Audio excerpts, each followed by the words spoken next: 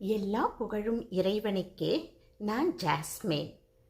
இன்னைக்கு நான் கொடுக்க போகிறது, அதாவது உலக நடவடிக்கையில் எவ்வளோ நம்மளுடைய மனசு பாதிக்குது இல்லையா, அதிலிருந்து நம்ம எப்படியெல்லாம் விடுபடலாம் என்பதற்காக நான் எப்படி விடுபடுறேன்றதுக்காக வேண்டி இப்பதிவு. பிடித்திருப்பின் பகிர்ந்து கொள்ளுங்கள். அதாவது எனக்கு எப்பவுமே மனசு சங்கடமாக இருந்துச்சுன்னு வச்சுக்கோங்களேன், மனசில் கவலை ஏதாச்சும் இருந்துச்சுன்னா உடனே என்ன பண்ணுவேன்னா மக்காவுக்கு போவேன். அங்கே போய் மக்காவில் போயிருந்தேன்னா எனக்கு அந்த பாரமெல்லாம் குறைஞ்சிரும் பாருங்களேன். அது எப்படின்னு சொன்னால், நான் போய் எவ்வளோ பாரமாக இதை கேட்கணும் அதை கேட்கணும்னு நான் போவேன். போயிட்டு நான் மஸ்ஜிதுக்குள்ளே என்ட்ரு ஆன உடனே என் மனசில் இல்லை சந்தோஷம் வரும், ஒரு வகையான சந்தோஷம் இருக்கும். அதனால் வேண்டி நான் என்ன கேட்கணுங்கிறத கூட எனக்கு கேட்கணும்னு தோணாது, ரொம்ப ஹாப்பி ஆகிடுவேன். ஹாப்பி ஆகிட்டு அங்கே உள்ளர போயிட்டு தவாப்பு பண்ணும்போது எல்லாருடைய முகங்களையும் பார்ப்பேன் பாருங்களேன். அப்போ எல்லாருமே ரொம்ப ரொம்ப கஷ்டப்பட்டு அழுது அந்த ஒரு துக்கத்தை அங்கே வெளிப்படுத்துவாங்க பாருங்களேன். துக்கத்தை வெளிப்படுத்துறது ஒரு பக்கம் இருக்கும், இன்னொரு பக்கம் அல்லாவை புகழ்றது ஒரு பக்கம் இருக்கும். அப்போ எல்லாத்தையும் நான் பார்க்கும்போது இவர்களை காட்டிலும் என்ன அல்லாஹ் ரொம்ப ஹாப்பியாக வைத்து கொண்டிருக்கின்றான் என்ற மன திருப்தி எனக்கு வரும். இவங்களை விட நம்ம கஷ்டத்தில் இல்லையே, நம்மளுக்கு அவ்வளோ பாரம் கிடையாதே, அல்ஹம்துலில்லா அல்ஹம்துலில்லா யா ரப்பி சொல்லிட்டு ரொம்ப சுக்ரான், ரொம்ப நன்றி சொல்லுவேன் அல்லாவுக்கு. அதுக்கப்புறமேல அந்த அவர்களுடைய முகத்தை எல்லாம் நான் பார்க்கும்போது ஒன்று என்னுடைய கவலை அப்படியே ரெடியூஸ் ஆகிடும்.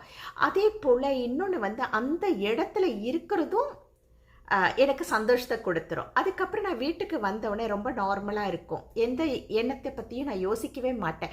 ஏன்னா என்னுடைய கவலைகளை அத்தனையுமே அங்கேயே நான் விட்டுட்டு நான் வந்துடுறேன் பாருங்களேன், அந்த மாதிரி.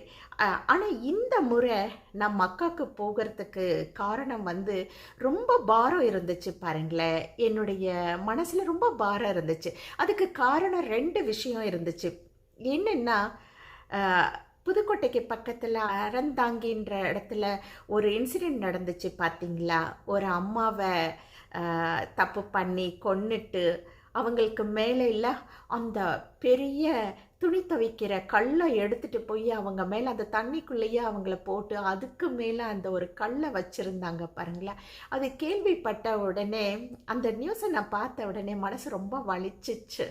அது இல்லாமல் அந்த அம்மா அதாவது கொன்னுட்டு அந்த தண்ணிக்குள்ளே முக்கி அதுக்கு மேலே ஒரு கல்லை வச்சு, அது என்னமோ என்னை ரொம்ப பாதிச்சிச்சு. இப்போ கூட அந்த பாதிப்பு நான் சொல்லும்போது கூட எனக்கு மனசு ரொம்ப வலிக்குது.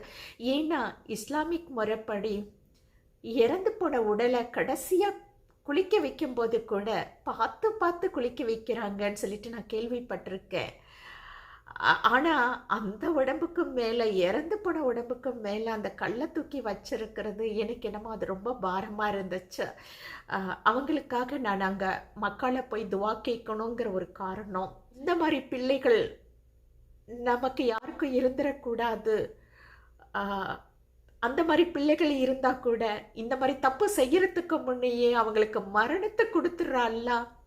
உங்ககிட்ட மரணத்தை கேட்கக்கூடாதுன்னு சொல்லிட்டு நீ சொல்லியிருக்க, ஆனால் இன்னொருத்தருக்கு மரணம், அதாவது இந்த மாதிரி ஒரு கொலையை பண்ணுறாங்கன்னு சொன்ன அந்த மாதிரி பிள்ளைகளுக்கே மரணத்தை கொடுத்துட்றாள்ல, அந்த தவறு நடக்கிறதுக்கு முன்னையேன்னு கேட்கணும்னு எனக்கு அதனால வேண்டி அது ஒன்று இருந்துச்சு என் மனசில், அந்த பாரம். அதுக்கப்புறம் இன்னொன்று பார்த்தீங்கன்னா, சிஸ்டர் சபரிமலை சிஸ்டர் ஒரு வீடியோ கொடுத்துருந்தாங்க. அதில் காஜா ஆலிம்ன்றவங்க ஒருத்தர் இறந்துட்டாங்க. அவங்க செய்த நன்மைகள்லாம், இந்த உலகத்தில் என்ன நன்மைகளை செஞ்சுட்டு விட்டுட்டு போயிருக்காங்கன்றத சுட்டி காட்டியிருந்தாங்க பாருங்களேன். அது என் மனசில் ரொம்ப பாரமாக இருந்துச்சு. என்னென்னா, அவங்க சொன்ன வார்த்தை ஒன்று, இவர் இவ்வளோ நல்ல விஷயங்களை விட்டுட்டு போயிருக்காங்க இந்த உலகத்தில், நாம் என்ன வச்சுருக்கோம் நல்ல விஷயங்களை விட்டுட்டு போகிறதுக்குன்னு சொல்லியிருந்தாங்க. அது என் மனதை ரொம்ப பாரமாக்கியது. அதாவது உண்மை தானே, நம்ம என்ன விட்டுட்டு போக போகிறோம், ஒரு நல்ல விஷயத்த, அதை எது நல்ல விஷயம்ன்ற யோசிக்கிற மனதில் கூட நம்மளாம் இல்லையே. அதனால் அல்லாஹ் கிட்ட போய் துவா கேட்போம். சொல்கிறதுக்காக வேண்டி இந்த 2 விஷயத்துக்காக நான் போனேன். ஆனால் எப்பயுமே மஸ்ஜித்துக்குள்ளே நான் காலை எடுத்து வச்சு போகும்போதே நான் அழமாட்டேன்னு உங்ககிட்ட நான் சொல்லியிருக்கேன் இல்லையா? அழுக வராது. ஆனால் இந்த முறை நான் போய் மஸ்ஜித்தில் காலை எடுத்து வச்ச உடனே என் கண்ணில் அந்த தண்ணியாக கொட்டுச்சு. ஏன்னா என் மனசில் அவ்வளோ பாரங்கள் வலிகள் இருந்துச்சு. அல்லாஹ் போதுமானவன். அதுக்கப்புறமேல போயிட்டு அங்கே துவா கேட்டேன். கேட்கும்போதும் அழுது துவா கேட்டேன். கேட்டுட்டு அதுக்கப்புறம் அல்லாஹ் கிட்ட ஒப்படைச்சிட்டு வந்திருக்கேன். ஏன் அல்லாஹ், இந்த உலகத்தை விட்டுட்டு நாங்கள் போகும்போது நாங்களும் ஒரு நல்ல விஷயத்தை பரம்பரையாக, அதாவது பரம்பரையாக ஒரு சமூகத்திலிருந்து இன்னொரு ஒரே சமூகத்தில் மட்டும் கிடைக்கிற மாதிரி இல்லை, எல்லா சமூகத்துக்கும் நல்லது விளைவிக்கிற மாதிரி ஏதாவது ஒன்றை இந்த உலகத்தை விட்டு போகும்போது விட்டுட்டு போகிற பாக்கியத்தை எங்கள் அனைவருக்கும் கொடுடா அல்லான்னு சொல்லிட்டு துவா கேட்டேன். அதுக்கப்புறம் ஜனாசா தொழுகை அப்போ காஜா அலீமா அவங்களுக்கும் அதே போல் அந்த அம்மா மரணம் அடைஞ்சாங்கல்ல, அவங்கள கொலை பண்ணிட்டு இது பண்ணி வச்சுருந்தாங்கல்ல, அந்த அம்மாவுக்காக வேண்டியும் துவா கேட்குற பாக்கியத்தை எனக்கு அல்லாஹ் கொடுத்தா. அல்லாவுக்கு அதுக்கும் நன்றி சொன்னேன். ஏன்னா அந்த பாக்கியத்தையாச்சும் நம்ம அடையலாமே சொல்கிறதுக்காக இந்த முறை மக்களாக போயிருந்தேன். அல்ஹம்துலில்லா. அதனால் யாருக்கு என்ன கஷ்டம் இருந்தாலும் சரியே, இந்த மாதிரி விஷயங்களை நம்ம கேள்விப்படும்போது அவர்களுக்காக நம்ம துவா கேட்போம். அதாவது நம்ம எல்லாருமே நமக்காக நம்ம துவா கேட்டுக்கிட்டு இருக்கோம். நிறைய இடத்துல பாருங்களேன், டெய்லி தொழுறோம், 5 நேரம் தொழுறோம், 5 நேரமும் உலகத்தில் உள்ளவர்களுக்காக நம்ம துவா கேட்குறோமான்னு சொன்னால் ரொம்ப ரேராக தான் இருக்கும். எல்லாருனாலையும் அது முடியாது பாருங்களேன். ஏன்னா உலக நடவடிக்கை அப்படி இருக்கு, நம்மளால முடியறதில்ல. ஆனால் அதுலேயும் அட்லீஸ்ட் நம்மளால எதையுமே விட்டுட்டு போக முடியலனாலும் துவாவை விட பெரிய பாக்கியம், அந்த துவா கேட்கிற பாக்கியம் என்பதே பெரிய பாக்கியம். அந்த பாக்கியத்தையாச்சும் நம்ம கையில் நம்ம எடுத்துக்கலாம் இல்லையா? இந்த மாதிரி கொலைகள் எல்லாம் நடக்காம காப்பாத்திட அல்லாஹ், அவர்களுக்கு அந்த சந்தர்ப்பத்தில் பாதுகாப்பு கொடுட அல்லான்னு சொல்லிட்டு நம்ம கேட்போமே, கேட்கலாம் இல்லையா?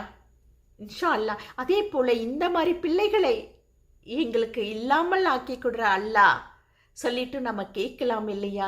இதை விட பெரிய பாக்கியம் என்ன இருக்க முடியும்? ஏன்னா அவங்களெல்லாம் போய் நம்மளால தண்டிக்க முடியாது. ஏன்னா தண்டனை கொடுக்கும் நம்ம கையில் இல்லை இல்லையா? அதனால் அட்லீஸ்ட் இந்த துவாக்கள் மூலம் நம்ம பாதுகாப்பை கொடுக்கலாம் இல்லையா? இறைவனை விட மிகைத்தவன் யார் இருக்க முடியும்? இன்ஷா அல்லாஹ், இன்ஷா அல்லாஹ். அதுக்காக தான் இந்த வீடியோவை நான் பதித்தேன். பிடித்திருப்பின் பகிர்ந்து கொள்ளுங்கள்.